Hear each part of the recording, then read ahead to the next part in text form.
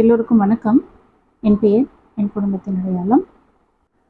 இன்றைக்கி வீடியோவில் ஒரு 2 விஷயத்தை உங்களோட ஷேர் பண்ணணும் அப்படின்னு நான் நினச்சேன்.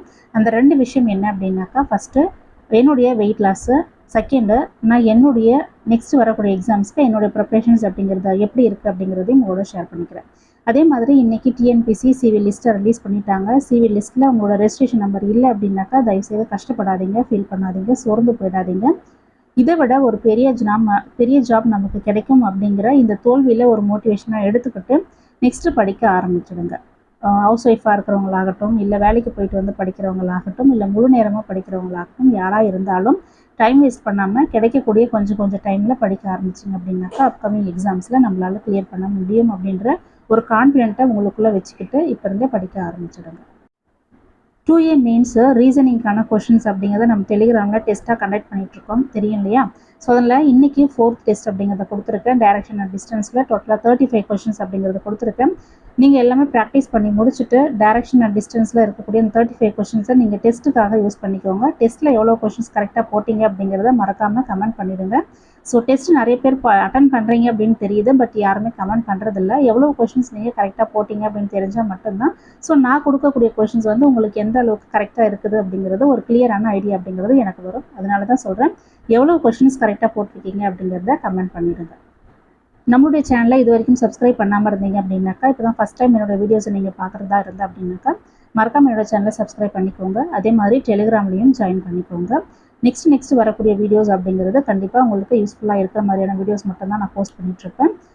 ஸோ மறக்காமல் சப்ஸ்கிரைப் பண்ணி வச்சுக்கோங்க. எப்போவுமே சொல்கிறது தான் டிஎன்பிசி ஆஃபீஸர் ஆகணும் அப்படிங்கிறது தான் என்னுடைய ஃபஸ்ட்டு கோல். ஸோ அந்த கோல் அப்படிங்கிறத அச்சீவ் பண்ணுறதுக்காக நான் கண்டினியூஸாக படிச்சுட்டே இருக்கேன். லாஸ்ட் 1 இயராக நான் நிறைய ஃபோக்கஸ்டாக படித்தேன் அப்படிங்கிறதும் உங்களுக்கு தெரியும். இந்த படித்ததுனால தான் கவுன்சிலிங் வரைக்கும் என்னால் போக முடிஞ்சுது. ஸோ ஏதோ ஒரு சின்ன மிஸ்டேக்ஸால் கவுன்சிலிங்கில் எனக்கு வேலை கிடைக்காம போயிடுச்சு.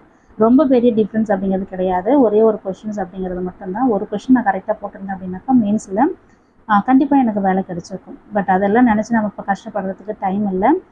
ஏதோ இதுவும் ஒரு நல்லதுக்கு தான் அப்படின்னு சொல்லிட்டு நெக்ஸ்ட்டு நான் படிக்க ஆரம்பிச்சிட்டேன்.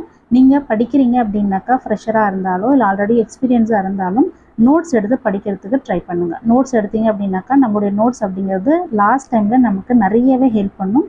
அதனால் நோட்ஸ் எடுத்து படிக்கிறதுக்கு ட்ரை பண்ணுங்கள்.